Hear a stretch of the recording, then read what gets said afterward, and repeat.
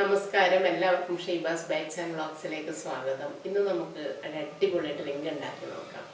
കുറച്ച് പൈനാപ്പിളും ഇളനീരും ഒക്കെ കിട്ടിയിട്ടുണ്ട്. അപ്പോൾ നല്ലൊരു ഡ്രിങ്ക് ഉണ്ടാക്കാമെന്ന് വിചാരിച്ചു. അപ്പോൾ നമുക്ക് എങ്ങനെയാണ് ഇത് ഉണ്ടാക്കുന്നതെന്ന് കണ്ടു നോക്കാം.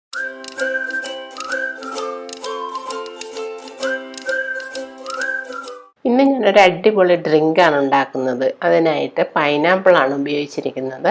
നിങ്ങളുടെ കയ്യിൽ ഇളനീര് അല്ലെങ്കിൽ കരിക്ക് ഉണ്ടെങ്കിൽ അതും കൂടി ഒരെണ്ണം എടുക്കുക.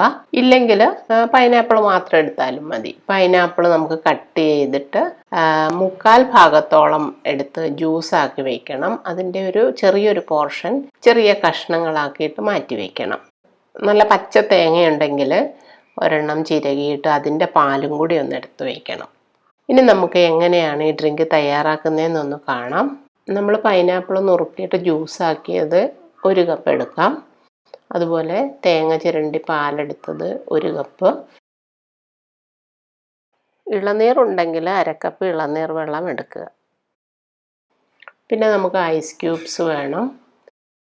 പിന്നെ പൈനാപ്പിൾ കഷ്ണങ്ങളാക്കിയത്, അത് ചെറിയ ചെറിയ കഷ്ണങ്ങളാക്കുക, അത് 1 കപ്പ് എടുത്തിട്ടുണ്ട്.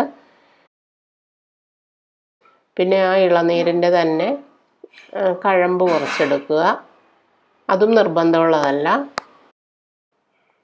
Ice cream 2 scoop. പിന്നെ ഷുഗർ ആവശ്യമുള്ളവർ മാത്രമേ ഇടുക. മധുരം ഉപയോഗിക്കാത്തവർ ഇടേണ്ട കാര്യമില്ല. ഒരു മിക്സി ജാറിലേക്ക് പൈനാപ്പിൾ ജ്യൂസ് ഒഴിച്ചു കൊടുക്കാം, 1 കപ്പ്. അതേ അളവിൽ തന്നെ കോക്കനട്ട് മിൽക്കും കൂടി ഒഴിച്ചു കൊടുക്കാം.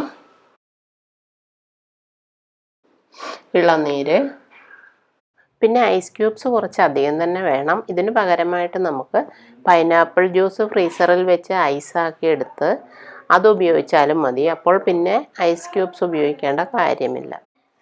ഐസ് ക്യൂബ്സ് യൂസ് ചെയ്യുമ്പോൾ ഒരു വെള്ളത്തിൻ്റെ ടേസ്റ്റ് ഉണ്ടാവും. അത് ഒഴിവാക്കാനാണ് ഇങ്ങനെ ചെയ്യുന്നത്. 2 സ്കൂപ്പ് ഐസ്ക്രീം ഇട്ട് കൊടുക്കാം. ഇതെല്ലാം കൂടി ഒന്ന് ബ്ലെൻഡ് ചെയ്തെടുക്കാം.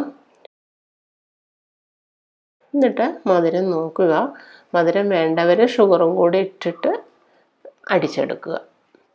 ഇനി നമുക്ക് ഇതൊന്ന് സെറ്റ് ചെയ്യാം. അതിനായിട്ട് ഒരു ഗ്ലാസ്സിനകത്തേക്ക് അടിച്ചു വെച്ചിരിക്കുന്ന ഈ ഡ്രിങ്ക് ഒഴിച്ചു കൊടുക്കാം. ഒരു 1/4 ഭാഗം ഒഴിച്ചു കഴിയുമ്പോഴേക്കും അതിലേക്ക് കുറച്ച് പൈനാപ്പിൾ കഷ്ണങ്ങളും കുറച്ച് ഇളനീർ കഷ്ണങ്ങളും ഇട്ട് കൊടുക്കാം.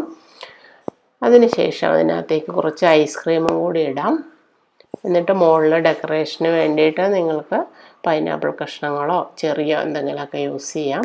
ഇപ്പോൾ നമ്മുടെ അടിപൊളി ഡ്രിങ്ക് റെഡി ആയിട്ടുണ്ട്.